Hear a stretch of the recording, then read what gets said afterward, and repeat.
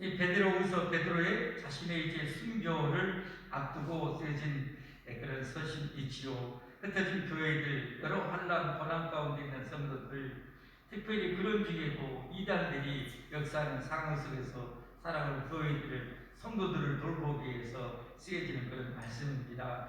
오늘 이 본문에서도 당시의 역사하는 이단들, 어떤 이단들의 종류인가, 어떤 그런 상황 속에서 어떻게 살아가야 되는지 알려주시는 말씀이죠. 1절에 보니까 오늘 3장 1절에 이렇게 말씀합니다. 사랑하는 자들아, 내가 이제 이 둘째 편지를 너에게 쓰노니, 둘째 편지, 첫 번째 편지는 베드로 전서죠. 그리고 이제 둘째 편지를 너에게 쓰노니, 이 두 편지로, 베드로 전서, 베드로 후서, 이 두 편지로 너희의 진실한 마음을 일깨워 생각나게 하여 그 거룩한 선지자들이 예언한 말씀과 주 되신 구주께서 너희의 사도들로 말미암아 명하신 것을 기억하게 하려 하노라. 이 편지를 쓴 것은 이 선지자들의 쓴 이 하나님의 예언의 말씀, 구약 성경이라고 보면 되겠죠. 사도들로 말미암아 명하신 것, 신약 성경이라고 보면 되겠죠. 신약 그 성경을 통해서 성도들을 기억하게 하려 한다는 것이죠. 그렇습니다. 하나님의 말씀은 우리가 듣고 잊어버리라고 준 것이 아니라 어떤 상황 속에서 어떤 시대에서 우리에게 중요한 진리가 되기 때문에 항상 말씀을 두루두루 읽고 또 마음에 새기고 기억하고 그 말씀에 지친 대로 우리가 살아가야 할 줄 믿습니다. 시편 119편 105절 말씀처럼 하나님의 말씀은 우리의 인생의 길에 빛이 된다고 그러잖아요. 우리가 차를 몰고 가는데 시커먼 곳, 아무것도 보이지 않는 것을 몰고 가면 어떻게 몰고 가겠습니까? 갈 수가 없죠. 간다고 해도 들이받고 큰 사고가 나겠죠. 그러나 앞에 환하게 보이면 안전하게 우리가 어디로 가야 할지, 몰고 가야 할지 뻔하게 보이잖아요. 우리 인생도 마찬가지죠. 하나님의 말씀을 알면 알수록 내 인생을 어떻게 사는 것이 가장 잘 사는 것인지, 가장 복된 것인지를 알지 않겠습니까? 그렇죠? 이런 코로나 상황 속에서도 하나님 앞에 내가 인생을 어떻게 사는 것이 제일 잘 사는 것인지 성경을 두루두루 알면 그게 해답이 나오잖아요. 그렇죠? 어떤 상황 속에서인지, 때를 얻든지 못 얻든지, 이 말이 무슨 말이에요? 이 전도할 수 있는 상황이 되든지 안 되든지 이 말이거든요. 어떤지 이 복음 전하기를 힘쓰라, 실력하라고 했잖아요. 그러니까 이 코로나 중에서도 우리는 이 영혼을 구원하고 영혼을 살리려고 노력 최선을 다해야 합니다. 그게 성경의 하나님의 가르침입니다. 그게 하나님 우리에게 명하십니다. 그런 일을 이 코로나에 따라서 내가 등한시하거나 코로나 끝나면 해야지, 이건 성경을 잘 모르는 사람이에요. 그리고 어떻게 그렇게 잘못 살면 하나님이 또 잘했다고 할까? 절대 잘했다고는 할 수가 없어요. 왜? 하나님 분명히 가르쳐줬는데 그렇게 안 살았으니까 무지한 것도, 무지도 죄잖아요. 그렇죠? 무지한 것도 죄. 그래서 성경을 알고 성경이 지신 대로 우리가 잘 살아가야 되는 것이죠. 그래야 하나님 앞에 섰을 때 잘했다, 애썼다, 충성된 종이나 이런 칭찬을 받지. 안 그러면 여러분, 만약에 우리 주님 재림하실 때까지 계속 코로나나 다른 코로나의 전염병 계속 창궐한다고 생각하고, 그러면 코로나 타다고 전염병 타다고 전도를 몇십 년 동안 죽을 때까지 안 하고 끝나면 해야지, 이랬다가 주님 만나면 어떻게 되겠어요? 그거 충성되다고 할 수 있겠어요? 절대 그럴 수는 없는 거거든요. 왜 그래요? 진리를 모르면 그렇게 사는 거예요. 진리를 알아야 돼요. 그리고 알았으면 어제도 말씀드렸지만 우리 하나님의 영상을 참여해야 되는데, 지식을 알았으면 그 다음에 이제 필요한 것이 다음 단계가 뭐라고 그러세요? 이제 다음 주에 볼 수 있는 절제거든요. 절제, 자제력. 이렇게 알았으면 그대로 살 수 있는 능력을 우리가 배양을 해야 돼요. 그러니까 아무리 알아도 살 수 있는 능력이 없으면 아무 소용이 없어요. 허당. 그러니까 말씀을 알았으면 그렇게 살 수 있는 능력을 우리가 갖춰야 되거든요. 그 능력은 하나님부터 나오니까 우리가 기도해야 되는 거죠. 아까 기도에도 저도 그렇게 기도했지만, 여러분, 하나님이 역사하시면 니네 같은 그런 이 죄악의 도성, 얼마나 악한 사람, 인류 역사상 가장 잔인한 민족 중에 하나라고 했잖아요. 그런 이 사람들도 요나야 한번 하는 길 그냥 대충 가면서 외쳤는데도 한두 시가 그냥 다 회개하고 돌아오잖아요. 하나님이 하시면 되거든요. 그러니까 우리가 이 상황 탓하지 말고 우리는 할 도리만 하면 되는 거예요. 하나님. 그리고 이제 열매는 하나님이 드세요. 결과는 하나님께 맡기는 것이죠. 기억하게 하려 하노라. 특별히 이제 성경을 통해서 이 종말에 대해서 선지자들의 예언과 사도들의 예언을 통해서 알려주시는 거죠. 종말에 대해서. 3절. 먼저 이것을 알지 말세에 조롱하는 자들이 와서 이 이단들 무리를 말하겠죠. 자기의 정욕을 따라 행하며 지금까지 살펴봤죠. 그들은 뭐요? 이 정욕을 쫓아 살고 믿음이 연약한 성도들을 그래도 된다고 예수님 믿었으니까 이런 것 좀 괜찮다고 하면서 유혹하고 꼬드기고 넘어뜨리는 이 악한 자들을 말하는 거죠. 그러니까 하나님의 영상에 왜 우리가 장성하게 참여해야 되는가? 그런 걸 내가 몰랐어요. 이 핑계가 안 되는 거잖아요. 핑계가.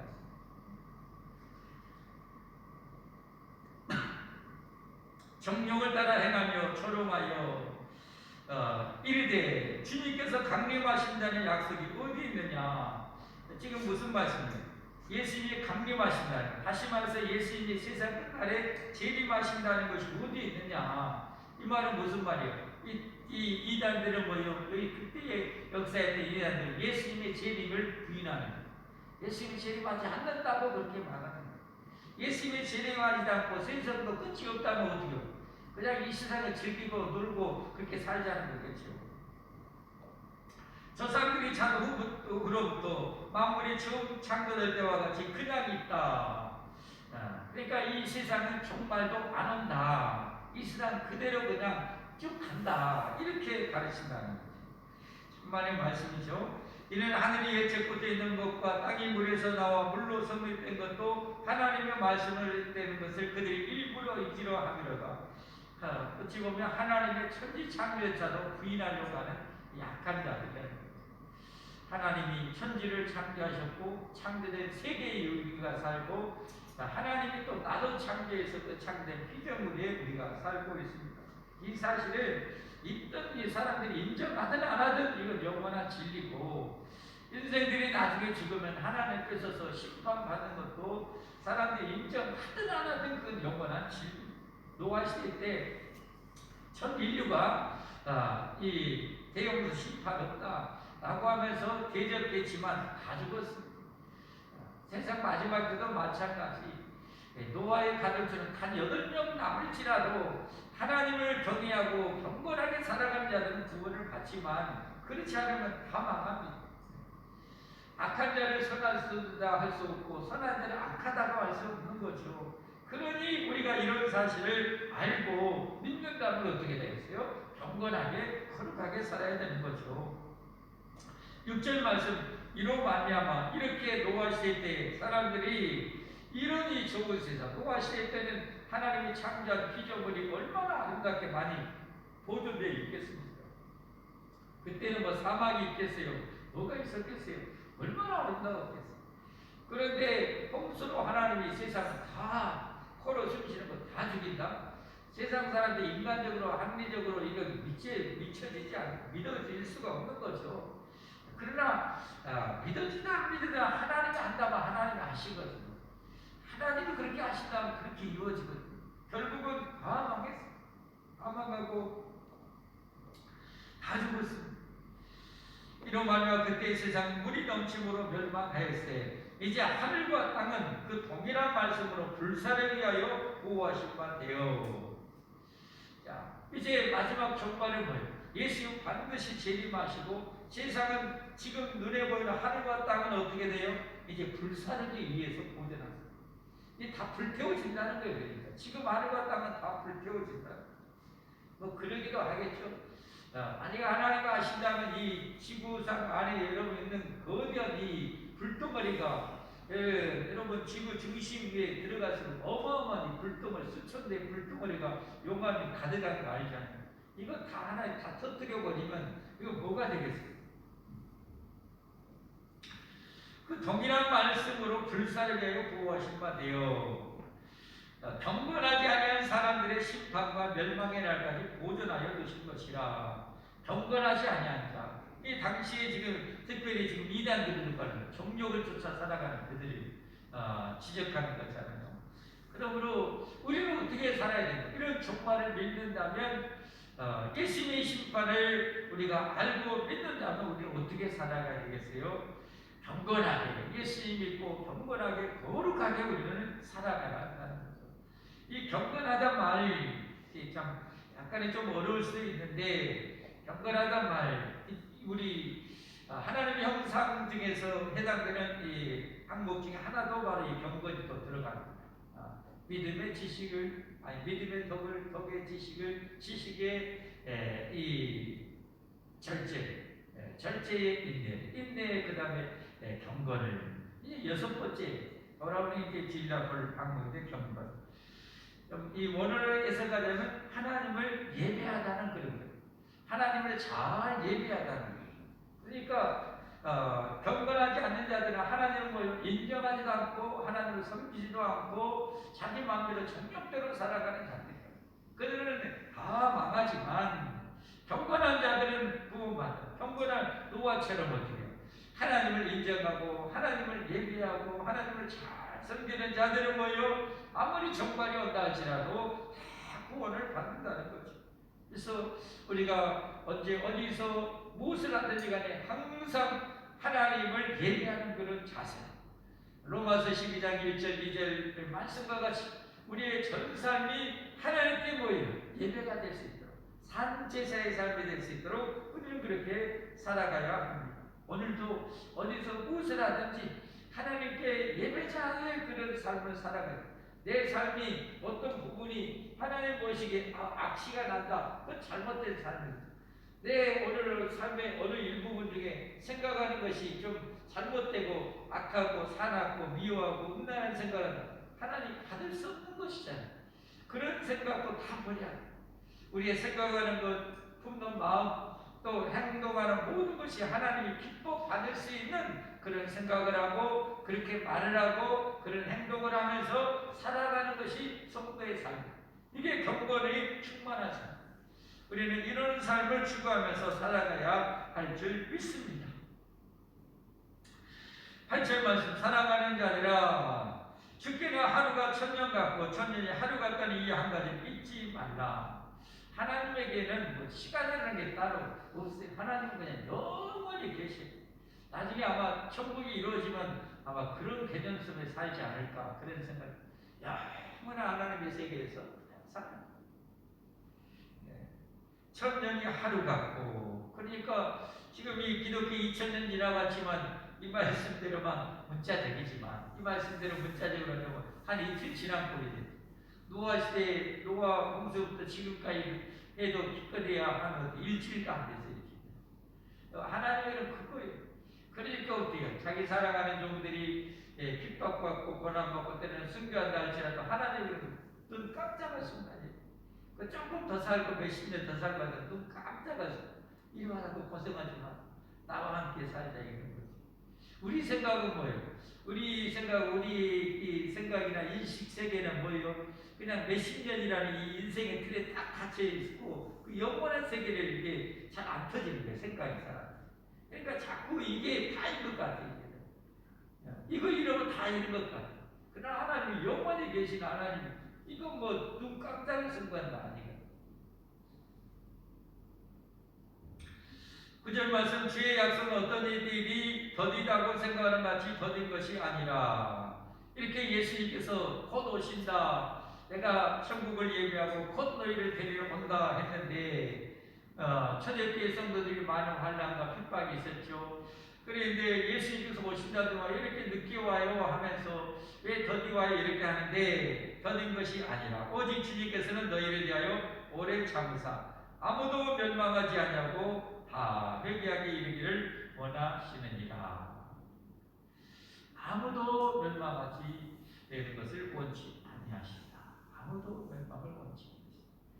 그래서 우리도 어떻게 해야 됩니까? 우리도 때로는 정말 마음에 안 드는 사람, 나를 괴롭게 하는 사람, 그 사람 확 망해버렸으면 좋겠다, 이런 생각은 성경적이지 않아. 저 일본 사람도 구원받아야 할 대상, 저 중국 사람도 이 구원받아야 할 대상 아닙니까? 우리나라 사람들하고 그런 이 생각이나 정말 너무 많이 틀리기도 하지만, 이 중국 사람 이런 사람들 보면 저 사람들은 도대체 어떤 생각으로 살까 하는 생각이 들 정도로 그렇게 그런 이 가치관을, 그런 인생관으로 살아가잖아요. 그 사람들은 정말 하는 거 보면 정말 뭔 저렇게까지 하는 거예요. 우리나라 한류 이렇게 유행해가지고 이제 음식까지도 막 그러잖아요. 외국 사람들이 우리나라 과일 중에서 이 딸기 같은 경우는 정말 최고로 맛있대요. 우리는 외국 딸기 안 먹어봐서 모르잖아요. 우리나라 딸기가 그렇게 맛있대요. 과일이 참 맛있고 그러는데, 근데 동남아 이런 데 가면 어떻게요? 네, 중국 사람들이 자기 나라 배나 감 같은 것을 어떻게 해요? 파는데 크게 코리아라고 딱 쓰고 저 밑에다 작게 메이드 인 차이나 이렇게 써서 그렇게 딱 판매하고 한국 사람이라고 하고 왜 자기들 거 잘 안 팔리고 안 먹고 그런데 한국 사람이 맛있어갖고 서로만 찾으니까 크게 그냥 코리아라고 이렇게 써놓고 그냥 막 이렇게 잘 모르면 우리도 여러분 우리도 알면서 막 속잖아요. 시집에 가서 중국산 빼인지 한국산 빼인지 모르고 어디 양념인지 모르고 그냥 기다로만 믿고 그냥 먹고 그러듯이 그런 상황이 많아요.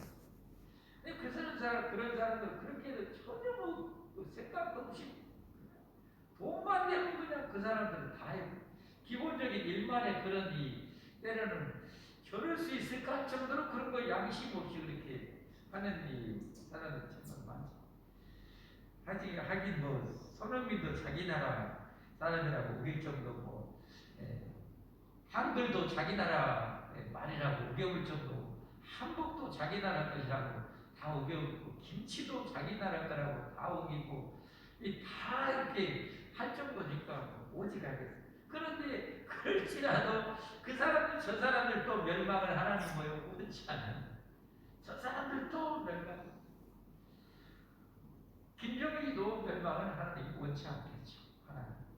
그러니까 모든 사람을 따라 품고 우리가 기도하고 구원받기 위해서 기도하고 전도해야 되겠죠. 내 주변의 사람들도 마찬가지.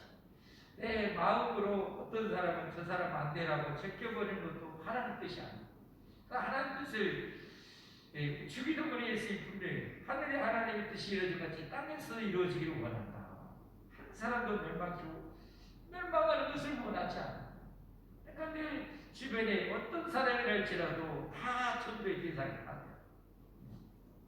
그들을 위해서 기도하고 그래서 전도하는 것이 하나님의 뜻입니다. 그럴 때 하나님이 잘했다고 인정하시고 은혜 주시고 사랑해 주시고 복을 내려 주실 줄 믿습니다. 오늘 말씀 정리합니다. 이제 마지막 배수로 종말의 배수로 세상은 엉망이 되어갈 겁니다. 그리고 더 방탕하고 더 타락한 세상이 될 것이고 더 많은 이념들이 막 일어날 것입니다.